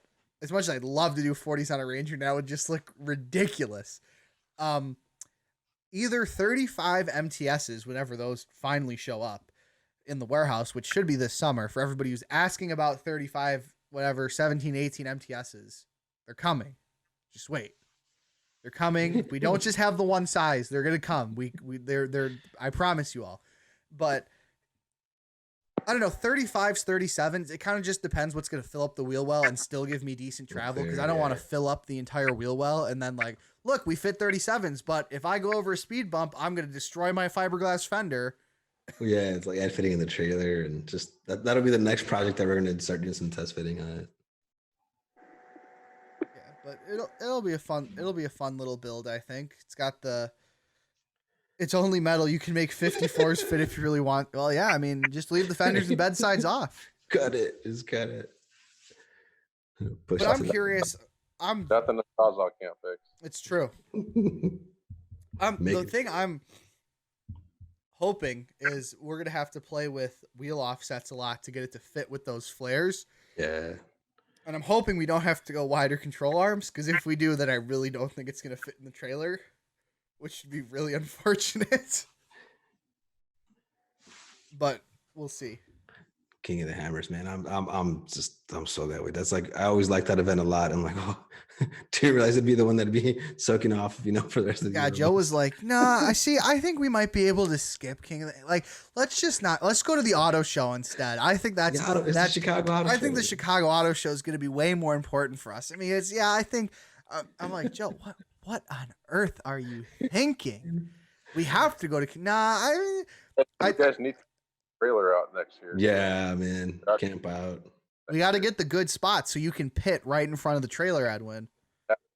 That's what that now we're talking. Yeah, so we can see right there. See, I'm thinking we just bring a bunch of tires in the trailer and then just drive the Ranger behind the trailer. Joe will drive the trailer in the truck because he's great at driving the trailer. Drove it back from SEMA. Actually, that was Sergio. Drove it back with Sergio. Yeah, Sergio. How much driving did you really do though? Actually, a lot more than you would think, man. For real, with you, because it's like, you're a lot better driver. But Joe, you never forget driving through the Pennsylvania mountains with that rental car trailer. Oh my gosh! Me taking that turn through the mountains like I'm driving in the Daytona 500, just around those hairpins. Joe's over there on his laptop, like, clenching his butt cheeks. Because I look over to the infotainment center thing, and you see the map, and I'm like, oh my God, it's still turning. We're still curving. I'm like, this is a freaking U-turn on the mountain. Oh man.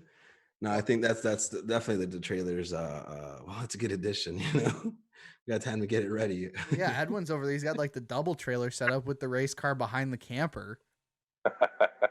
I didn't realize that. I saw you post that picture from whatever it was a couple years ago at the gas station, and I didn't realize that's how you towed it. No, that wasn't even me. That was a buddy. That was a race. We had a race in Sierra Blanca, Texas, a few years back. But yeah, that was how everything got down there. Double tow. Not exactly legal in California, but yeah. Did you ever get any trouble for that? No. I always think it's wild when you see the double trailers like that, when people towing something behind the camper. Yeah. Because I mean, it's total length, I guess. So I guess it doesn't, like, in a lot of states it's total length. If they don't have an explicit law prohibiting secondary trailers, you just have to be under a certain length. It's funny, that trip I actually took a picture. We stopped in New Mexico someplace, and it was at a truck stop, and my buddy pulled up next to a semi, and he like just walked it to see how much longer he was, but it was like right around 3 feet longer than a semi truck. Oh man. I'm surprised the bumper on the trailer could take that much weight of the race car behind it. Yeah, I don't know. I don't know what he had done to that thing, but it works. I forget, he was in the military and he used to drive big rigs in the military, so he's nothing for him, man. Yeah, it's nothing for him. Joe's got some story about driving some big stick shift rigs in the military, stalling them out. Deuce and a halves, those big old deuce and a halves, man. Yeah, that's kind of why, like, I'm like, all right, clutch, stick shift. Those. Right, you can do it.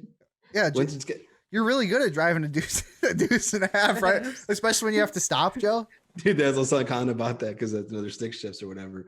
And for me, it was funny because I'd never really driven that too much growing up, and so you get in there and I'm like, oh, I gotta drive this. Like, yep, you gotta drive it. I'm like, okay, we're gonna learn today. We're gonna learn today. You mean you didn't get driver's ed when you joined the military, Joe? They didn't put you through a CDL course?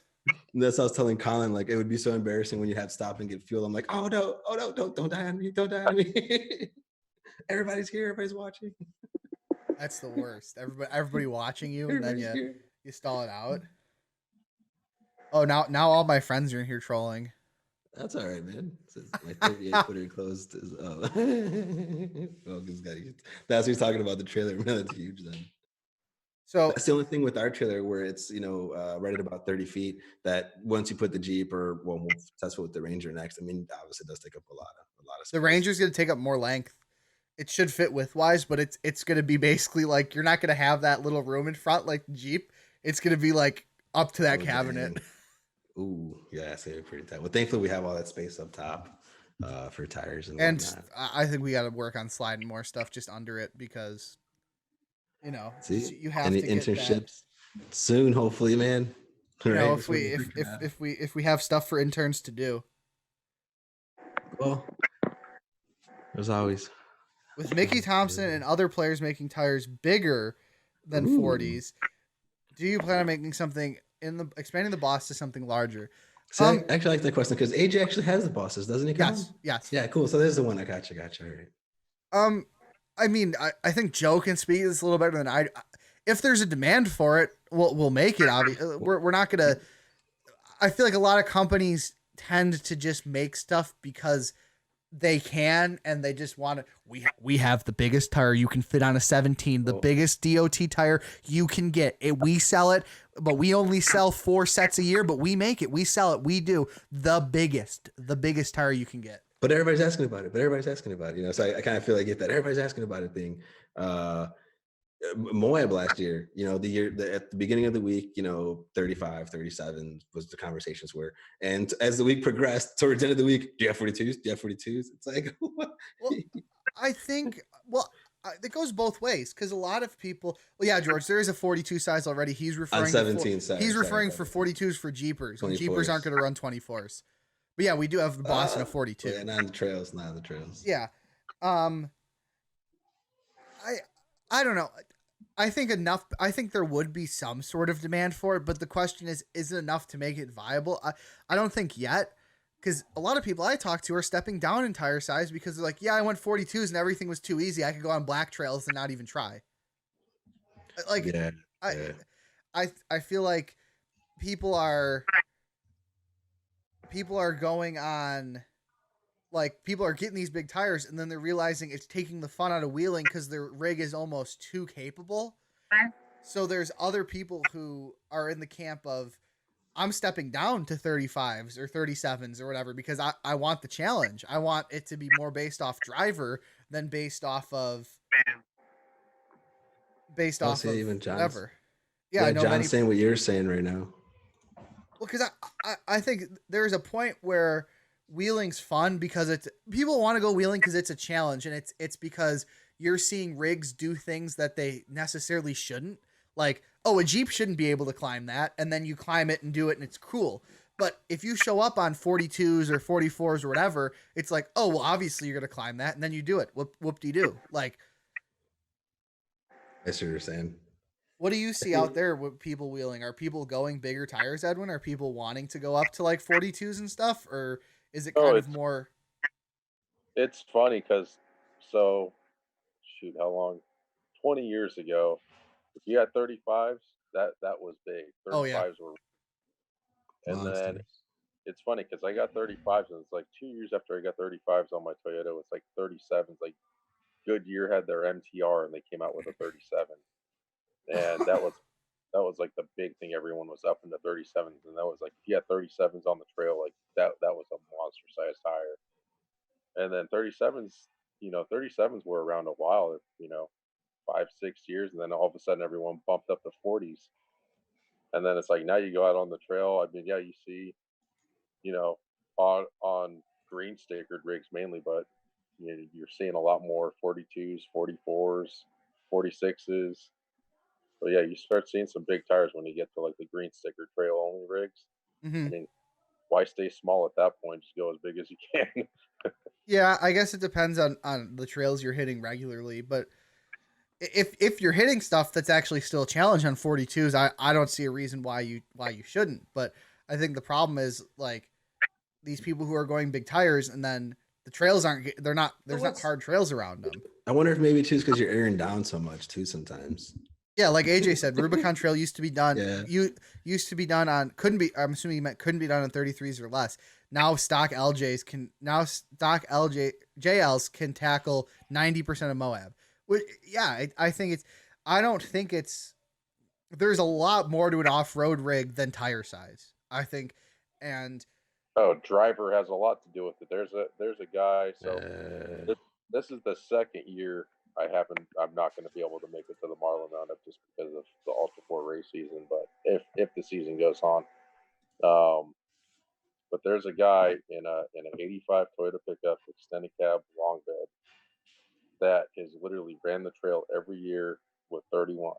The Rubicon Trail, front all the way through, starts at Georgetown, runs the trail all the way through Loon Lake, comes out Tahoe side on 31-inch tires. All he has is sliders and lockers. And if I remember right, he doesn't even know. He might have dual transfer cases. I don't remember, but 31-inch tires, and he does it. Damn. And it's you just pick your lines. It's doable. I mean, you see stock Jeeps out there all the time. You see Jeeps on out there all the time. Like I said, I see people wheel the crap out of stock Rubicons or even Rubicons with stock tire size, but maybe a more aggressive like mud terrain or something. But I mean, people, it's about driver and it's definitely about other mods. Lockers, you could have the biggest tires in the world. You don't have lockers, you're not going anywhere. It has to do with ground clearance, sliders. That you could build a really capable rig around 33s or 35s and do 90% of the obstacles out there. Maybe you're not going to do the super crazy stuff. You're obviously not going to go out to like Hammers and do the crazy trails out there that you can see. I mean, people doing Chocolate Thunder and like that sort of crazy stuff. You're not going to do that on a 35. I think a lot of it has to do. Oh, my bad. But I think you're still capable for the majority of, I guess, casual to semi-hardcore wheeling. Yeah, I think a lot of the, even more for myself personally, is like being able to go on some of the trail rides, like with Cody, Edwin, and you kind of see how people do drive. That helps you obviously confidence in yourself and learning how to drive better. Not just like just drive over it. Well, you can't just drive over everything. I mean, you gotta. Well, when you have 42s, you can just pretty much drive over everything. Just drive over everything. Well, I think that's the biggest issue, and that's kind of what I love about the off-roading community is it's not. People are helpful, and people are helpful even if you don't have a super capable rig of teaching you how to do that. And it's like I compare it a lot to like drifting, completely different thing. But there's people who go do that and they build like a crazy drift car out of the gate. And like, okay, yeah, you can drift a drift car with a hydro and crazy angle and perfect tires and all this and that. But can you drift around in a very low powered like rear wheel drive BMW and do it well? Can you wheel a stock Rubicon and do it well? Anybody can wheel a Jeep on 42s and lockers and sliders and long travel and all this stuff. You could throw anybody in there and they could do decent in it because they're not going to hurt the dang thing. But on a stock Jeep, can you do that? And I think it's important for people not to, build their rig to the moon out of the gate because you're not learning the important skills. Very true. Just got to go fast and just break everything. You're not wheeling unless you're breaking things. That's right. You're not wheeling unless you're doing body damage. You're not doing it right. It's like, ooh. Yeah, I think the biggest issue is people get the impression that you have to have some crazy, like people see our Jeep and they're like, oh man, if I want to go wheeling, I have to have something like that. I have to have something. I'm not gonna be able to do anything. No, you could go out on your get yourself a Rubicon, put some good tires on it. Go out, start on it like beginner, intermediate trails, work your way up, upgrade as you see needed. You don't have to go out and buy a Jeep and build the thing up to 40s before you even look at a trail. And that's something that like more events that we were doing, if they had clinics or something for people to attend, we were trying to participate more with that and learning with people, and at the same time you being there to help them just a little bit more. It's nice to kind of see them going from zero to at least the growing steps. And then Cody had something nice on here. Says that the JKs running 37s and doing the same things on the 40s. Nice. Yeah, remember he had the two-door JK on the 37s out there. Yeah, it all comes down to the not only this people think tire size is the be all end all, and tire size is important from your local tire neighborhood tire expert. Tire size is important. I'm not all you guys on 40s. I'm not dissing you, but I've seen people who could wheel way better on 35s and 33s than some people on 40s, and that's just plain fact. Some of those people are just they're just better wheelers. They're just they have more experience. They have they're it's so much not about the rig you're driving. It's about how you're using it. You know what's kind of interesting, for example, is when we did Pismo Beach last year, we had Edwin's race truck out there, and we also had a Gladiator out there. Both vehicles, Trailblade Boss, 37, 12 and a half, 17s. Same exact tire in both of them. And it was funny to see how different they looked. One, because of the different vehicle styles themselves. Well, but Edwin also beats the crap out of his tires. Well, yeah, that's because right? It's a little more aggressive with him. Edwin's tires after King of the Hammers looks like most people have never seen tires in their lives. Well, even that's what's interesting, that you don't run it for just one race. Like, yeah, and then Edwin's like, "Oh yeah, we get at least 2 or 3 more races out of those. That's fine." Oh. Short course, you got a tire that's wore out. It's gonna work better. Yeah, I had never thought about that until you said that. Actually, how you kind of wear them in a little bit. I'm like, oh. Yeah. You want it to be able to slide around corners. You start gripping too much, it just sends you over. Yeah, it makes sense, but it's just funny the contrasting in racing, like we were talking about when we were in Johnson Valley, the contrast of like these short course racers. Yeah, I need 25 tires for a weekend, and then Edwin's like, yeah, I need like 20 for a season. And not even that. Yeah, not even that. Like, yeah. I'm like, okay, what's going on here? Either you guys just have way too high expectations and you don't like, oh, we have to qualify on different tires than we race on because that tire's worn down now. I wonder if it's like that the tire has to be almost like new each time they're racing on it for it to actually like not the ruts and what else not. Yeah, I don't know. I'm not a racer. I'm not an engineer. I don't know these things. But well, what's funny with the short course racing when we were more active with it, it was a lot of the MT at first, and then you had some of the smaller buggies and stuff were using the ATs. They're grouping them out differently, and then the XT. Towards the end of it, you started seeing the XT getting used a little bit more. In some cases, I believe they were even using MTs in the front and XTs in the back. Actually, like really, yeah. We got to make 40s in the XT so Edwin can test it. That's what the MTS ATS, man. Those people. Well, the other thing is the short course racers groove the crap out of their tires comparatively. Like you were talking about how long it took you to groove your tire, those bosses, Edwin. These guys groove like way more than you did into those things. I'm like, why are you cutting so much? Like you're just making a new tire. There was one racer in short course we used to work with, and they used the MTs as a Pro Light vehicle. And so on the MT, it has, the nice little hooks on the sidewall and all that. They would actually cut the sidewalls pieces off so that the vehicle would fit within the requirements of how wide it could be because of the sidewalls of the tires. Yeah. Yeah, I'd like to see the MT in a few more sizes. I'd like to see the MTS in a 40 and put Edwin on that, Joe. Well, that's kind of right. It's like little sizes, little by little. Well, I think the sidewall does. Yeah, the sidewall's not as good on the MTS or the MT. There's some. Yeah, just the problem is like the boss is just got that great sidewall on it, and it's gonna be hard to come close to that. Does the boss and the MT have the same sidewall? I thought they did. Similar. The MT is a little less aggressive. Gotcha. Yeah, because before that, I think the other guy that ran was Aaron Braun from the garage shop. That he had a FJ crew or FJ, FJ 72, I think it was FJ on the bosses 37s, and did Continental Divide and a couple other trails. And same thing, like tires never got a flat or a puncture on them, but when he would hit something, like other parts would give up. So I'm like, whoo. Yeah, you're always gonna find a weak point. You're just moving it. You're never gonna have an indestructible rig. Like you get stronger tires, you're just gonna break anything. Like Edwin saw, you're gonna bend the wheel when your tires are too strong. Yeah, exactly. Gotta have a weak point someplace. Just gotta pick where that's at.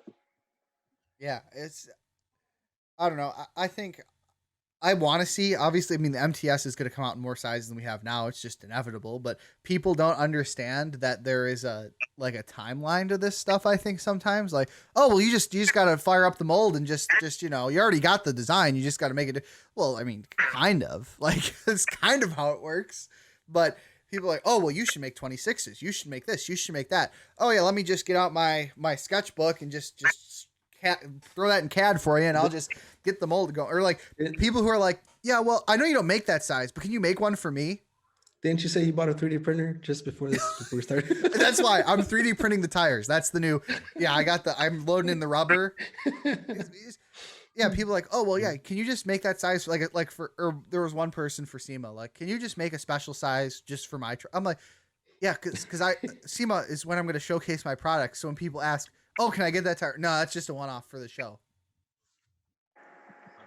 Like, or even like the RC tires that we have. Because I know Edwin's also got a truck with the boss on it and stuff like that too. Yeah. That's kind of fun, man. So people see that like, oh, you can make this. I'm like, well, yeah, it's a little sample. Yeah, I'll make you some custom RC tires maybe, but like, there's more to this than just pouring some vulcanized rubber into a mold and sending them out the door. Yeah, I know there's companies out there that do like laser engraving and etching on them and stuff like that.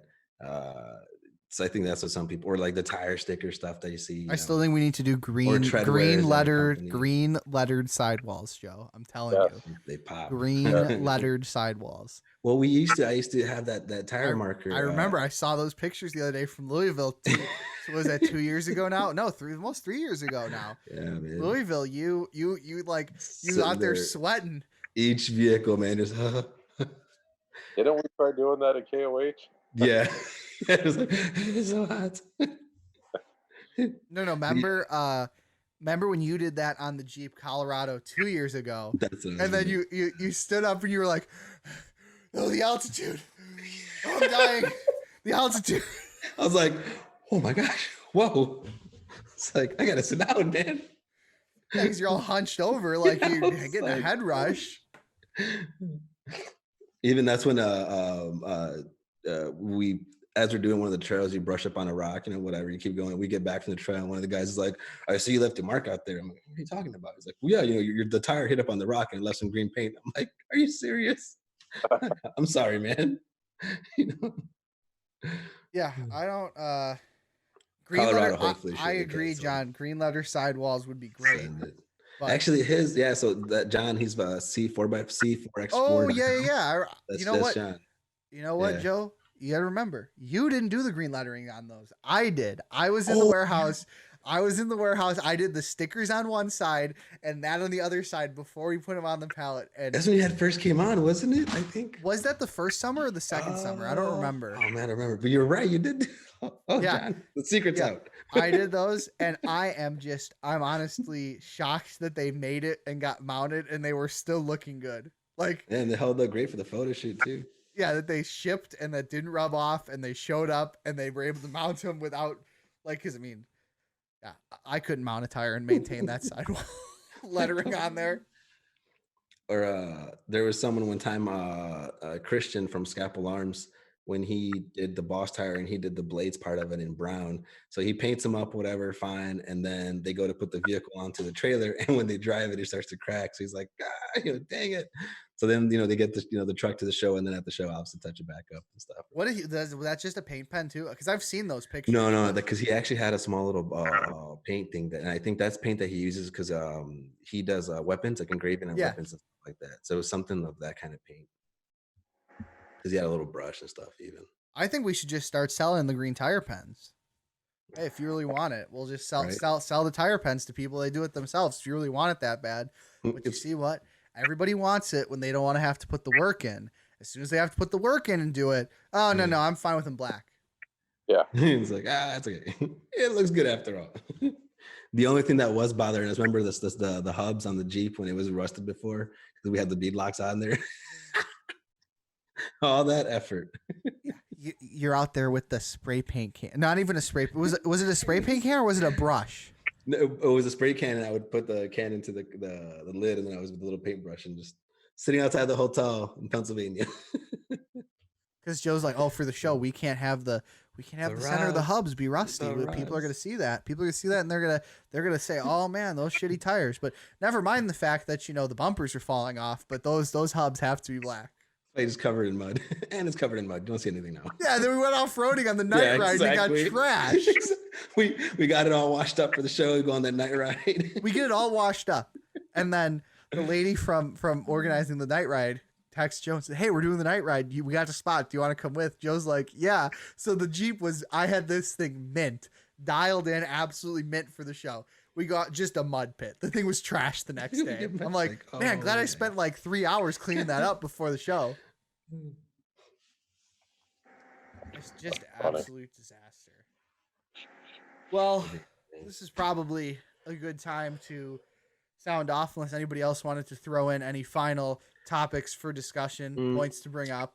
Well, maybe not this time, but for next time, probably I was thinking just sponsorship request type stuff. That might be something people will be interested at a later point in time. Just how does it work and how to better your chances, and that's true. That's a good one. Or how to present best. I'd also like to talk in the future about the dreaded misapplications. Oh yeah. What is a misapplication? It fits. What's not a misapplication? Can I stretch my tires? What will fit on what wheel? Can I put a 12.5 wide on a 12-inch wheel? The answer is no, kids. You cannot do that because that's not how tire sizes work. But we'll talk about that because I think people need to understand how tire and wheel sizes coordinate because they're not the same. It's different. I can't tell you why. I could tell you what's right and wrong. I can't explain it to you because I'm not an engineer. I don't design these things. I'm not the one who that's a 12.5 tire and that's a 12-inch wide wheel, but they don't go together. I just know they don't. I don't know why. Thankfully, though, on the Atturo website, the specs, you've been working really hard to get that up to date as much as possible. That's right, kids. So people always check the catalog, check the specs on the website before you buy wheels and tires, because and the PSI calculators. I know it's in the works. Proper PSI, proper PSI, proper wheels, proper alignment. That's how you get your tires to stay nice. Proper load range. Proper load range. Yes. Yeah, load range, spot on, man. Because the next time I see somebody with the boss on a dually, it looks good though. I'm gonna come get you. But they look so good, man. And if you want to do that, that's your own prerogative. At the end of the day, I'm not gonna come take the tires off your truck. Right. But when you come and complain because they wore like crap or whatever, that's your own doing. Fab Force posted up a dually with some bosses a couple weeks back. I mean, it looked great. Oh, it looks great. I'm like, oh, dang it. It looks great. Don't get me wrong, but that's not going to work out for you. So we'll talk about that. We'll talk about sponsorships. I don't know. I'm sure we'll come up with other things to talk about, but I'm thinking at least make this, a weekly thing. What do you think? Thursdays work out pretty well. I mean, I don't know. I like Thursdays this time. Because I think it's a good time for East Coast, for West Coast, for everybody involved. And you know what? Maybe we'll have Edwin back again. We'll try to get some other people in here too. Get a insightful conversation on all things, because I think we interact with a lot of fun and interesting people who can bring something to the table. Because I don't think I'm that interesting, but I think we can find people who are interesting. No, that's not it. Thankfully, Edwin is very, very technically knowledge and experience, in everything that he does. So that's a huge help for us. And by us starting this and working with Edwin, it made me think about what other people we might invite too, and it let me. It's a good way to bring their perspective. How many really cool people we get to work with. What's great too? A lot of people who would normally say no are not going to say no because they got nothing better to do. I'm too busy. They're like, nah, I'm too busy. No, see, you're lying because I know you're not too busy because you're stuck inside. Right. Well, even myself, I've been getting more phone calls here and there, just people that have been training back in the days or whatever, trying to get a hold of you for one thing or another. SEMA reached out for a couple of questions. How are we handling all this stuff? And the guy's like, oh, hey, how's it going? I'm like, what's up, man? And I actually I got time to talk to you. He's like, oh, I didn't think you'd answer. Oh, was that yesterday? Somebody called for you yesterday. Yeah, I remember. I think it was probably yesterday or the day before. I forget. It was a SEMA person. I talked to them, and And I'm like, man, we're normally you're like, I'm really busy right now, man. Got stuff to do. Good to get caught up on stuff. So Yeah, definitely. It's a nice But- little pause. I guess on that note, should we do one more? Should we do one more giveaway for anybody who's left here? I was actually thinking if there's a way for us to go back through the chat and see who's there, and if we could contact them, because I believe at one point it might have got up to like say 15 people, roughly 15, 16. Yeah, We I could don't know just- if I can go back and view viewers. I know I can go back Yeah. and view. Comments. Yeah, I could see who commented. Okay, because then what we could do on the comments, maybe we could probably reply there for like, and we could just, if it's only that many people, we could send out like some shirts and, I don't think it's too many. I don't know. What do you think? Or Yeah, we could do that. We got to reach out to those people, so through a Facebook message or something. But we'll. Do we want to do one more trivia question for anybody who's here? I don't know. There's 7 people in here. I don't know. Chris is funny. His schedule's jam packed. Sorry, can't do it. Yeah, we can't. That's pretty funny. Can't do that. Too busy. Should we do one more bigger giveaway? Right. We're giving away a set of tires. You have a 1 in 6 Oh, chance of winning shit. because somebody left. So we're gonna give away 40-inch bosses, 42s on 24s only. The most expensive thing. No, totally kidding. Yeah. it's like, oh, We wow. could do. And this is the last post we ever did. Our boss is just like he's. My phone's gonna ring. You guys are not giving away tires. So that tire talk that you guys did, we're done. It's never happening again. You gave away tires with the 1 in 6 odds of winning, and one of them is George, so it's really 1 in 5 odds of winning. I don't know. I was thinking Hoodies, either, we like, could do a hoodie. We do a hoodie giveaway. We don't have a ton of sizes though, and they run small, so that's kind of difficult. We could do. I would say do one of those windbreakers, but we do have a windbreaker giveaway on Instagram, starting Instagram and I think Facebook, maybe just Instagram. I don't know. Somewhere Well, on I social mean- media, we're gonna give away a windbreaker tomorrow. Well, since this is kind of like the first time we've done this, we should maybe try to sound maybe a boss knife even, Let's do a boss knife next time when there's a little more people in here. We'll do a boss knife next time. Do you want to give away a hat preemptively? Oh, that's probably gonna be like 4 weeks till we get them in at least, though. I mean, 4 or but then 5 someone's in weeks. line for it. Oh, well, we'll throw my. I mean, waiting, like, right? I keep track of who it is. Just Oh, they just okay, won't get okay, it. They just okay. won't get it. Like, They're just not gonna get it right away. but they'll be one of the first with it, though. I think that, yeah. We'll do a hat. What should the question be? What should the trivia question be? Or we got those beanie hats for now. At least I think we might have one extra one of I those. think I have one of those in my desk. But let's do All right. no, John, not gonna do a boss knife this time. We'll do a boss knife next week. We'll do it. I would do a boss knife, boss but knife. Everyone's we asking would. a boss Okay, knife. you're all saying a boss knife because there's only 7 of you in here, so you have That's a really fine. good chance of winning. The people have spoken. No, you know you have a really good chance of winning, so I'm not gonna do a boss knife. Oh man. We'll do a boss knife next time.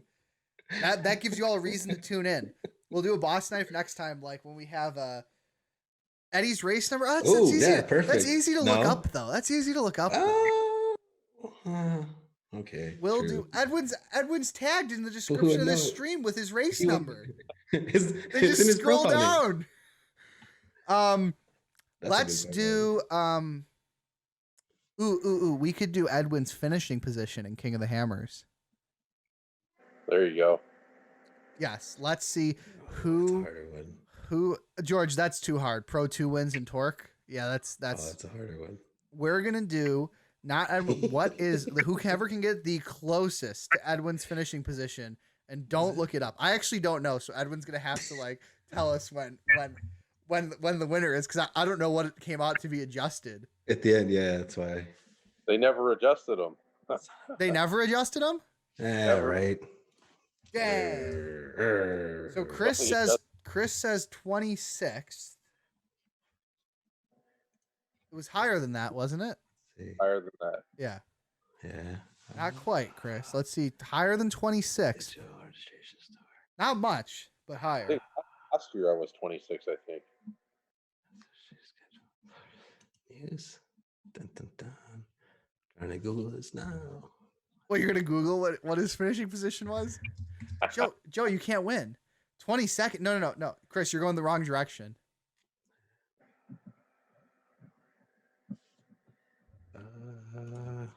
Joe, you can't win even if you find it. We still gotta know these things, man. Gotta know these things. 9 people in here. So for anybody who just joined, if you can guess when Mr. Edwin down there, what position he finished in, you will get one of the very first Atturo Tires hats when they come in a few weeks. I'll keep track and mail one out to you. 32nd, 42 are the next 2 guesses. 30 seconds, pretty dang close. Yeah, that's close. You're close, Chris. You're getting there.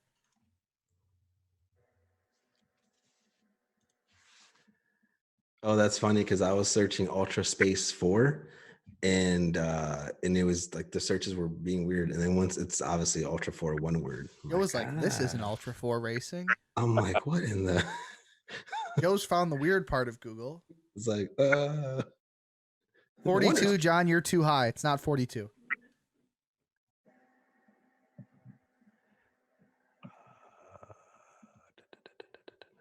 We got 32 and we got 42. We're pretty much right in the middle there. Damn it, I was on top of the car in a onesie. You got 36. You got me wondering. It was well, 5th. Does Edwin even remember what he technically finished? Joe, do you have it up? Yeah, I think it says 35th on here. I thought it was 35th before I was adjusted. That's the number I always thought it was. So Chris, I'll mark you down for a hat. But you know, that's crazy because after Edwin, so Edwin was the next one after you. The number 36 person was at least 15, like 20 minutes later, and then after that person, they're all like 1, 2, 3, 5 minutes within each other, or 10 or something or whatever.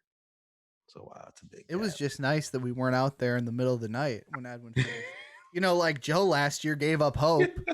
Yeah, we're not gonna see him finish. I'm gonna go back to the hotel. Well, that's when I didn't know how it worked. It's our first time there, obviously. So you're standing at the finish line taking pictures, not knowing that there's that giant map that tells you where the vehicles are. And so it's like, so each vehicle coming in, so this year was a lot more exciting, man. Actually jumping around the different, parts where they drove around. Because last year it was only Chocolate Thunder that I went to. Just didn't want to get stuck out somewhere. Okay, we'll have the Ranger next year. We're gonna be bombing through the desert. Let me tell you. If that thing doesn't come back from Hammers Weekend broken, I was doing it wrong. You're gonna put in that event, that Gambler 500, whatever they call it. Yeah, I'm gonna do the Gambler 500 race night. I'm gonna jump that giant jump right there. 4 wheels off the ground. Alrighty. On that note, everybody, I think we're gonna call this a wrap. It's been almost 2 hours. Since he won it, Chris won the hat. Yes, I said that. Before, I'm sorry. Yeah, I marked him down. He's gonna get the hat. We'll send Edwin a hat too whenever they show up. Because Edwin needs a hat. I think on this, that's supposed to be out. On that note, I think we're all gonna do the Jump Champs long jump and the Ranger. Committing to that right now on this stream on video. No, I'm not doing that. I'm gonna get a phone call after this if I do that. Cody, you're too late. He already got closer. I picked the winner. Cody, I'll send you a hat too, just because you're putting the boss back on supposedly. It's got to match tires. So I'll send you a hat too, Cody. You better. I want pictures of your Jeep back on the boss though, and then I'll send you a hat. So we'll do that. Yeah. But on that note, guys, I think we're gonna end this first weekly tire talk with Atturo Tires. I guess that name's gonna stick now because I have graphics for it, and we're just gonna keep that. And I think it rolls off the tongue. They're permanent pixels. Even though we didn't really talk that much about tires, but I mean, you guys don't want to hear us talk about tires and load ratings and plies and all that stuff for 2 hours. It's not fun. So tune in next time, Thursday, 7 p.m. Central Time. We're gonna do this again. If you're watching this on the archive on YouTube, be sure to follow us on Facebook so you know when we go live. This will be live on Facebook every time we do it. We're going to be doing a Boss Knife giveaway next week, so be sure to tune in. I'm going to keep doing giveaways this way because I think it's great to encourage people to come in here to do giveaways because who doesn't like free stuff? So on that note, guys, this has been the first episode of Tire Talk with Atturo Tires. I'll see you guys all next time. Peace out. Thanks, Edwin. See you guys. See you guys. See you, man. Bye.